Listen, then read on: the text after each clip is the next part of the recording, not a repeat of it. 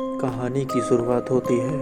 हर महीने वहाँ एक नया इंस्पेक्टर भेजा जाता है, लेकिन अगली सुबह उसका शव उसी पुलिस स्टेशन के हवालात में लटका मिलता है, बिना किसी निशान के, जैसे किसी अदृश्य ताकत ने उसे छू कर मार दिया हो। गांव वालों ने डर के मारे थाने के पास जाना छोड़ दिया था।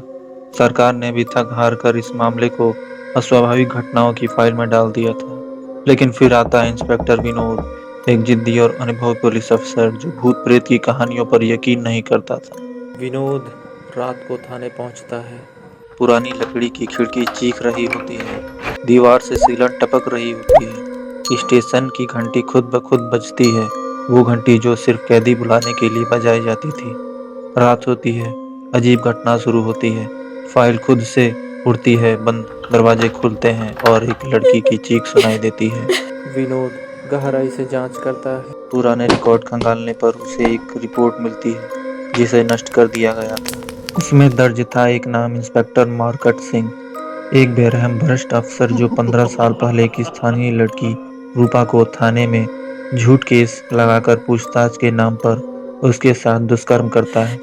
लड़की के चीखने की आवाज थाने की दीवारों में कैद हो जाती है।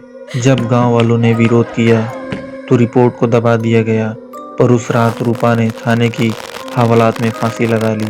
लेकिन मरने से पहले उसने शपथ ली, जो भी पुलिस की वर्दी पहनेगा मैं उसे वही दर्द दूंगी जो मुझे दिया गया है।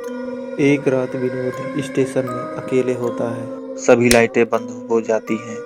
एक तेज ठंड हवा चलती है। एक सफेद साया उसके सामने आता है। रूपा की आत्मा, आंखों से खून टपकता हुआ। रूपा गुस्से में चीखती है, तू भी उन्हीं जैसा है, वर्दी में सब हैवान होते हैं।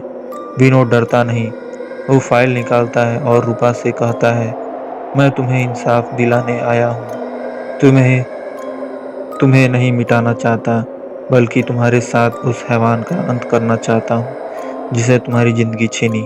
वो रूपा की आत्मा को उस पुराने तहखाने में ले जाता है जहाँ उसका असली कातिल मार्कट सिंह कभी उसका शिकार बनाया करता था। वहाँ विनोद एक हवन करवाता है और गांव के बुजुर्गों से क्षमा याचना मंत्र बुलवाता है।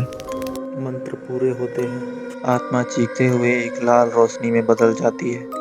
पूरा थाना थर्रा उठता है। दीवार पर से खून के धब्बे गायब हो जाते हैं और लगता है आत्मा की मुक्ति मिल गई। लेकिन जैसे ही विनोद राहत की सांस लेता है, स्टेशन की दीवार पर अचानक एक संदेश खून से भरा हुआ लिखता है, मैं सिर्फ सोई हूँ, अगली वर्दी के साथ फिर जागूंगी। थाना अब शांत है, लेकिन विनोद जानता है कुछ बुराइयां इतनी गहरी होती हैं कि उन्हें सिर्फ मिटाया नहीं जा सकता, उन्हें बस थोड़े समय के लिए सुलझाया जा सकता है।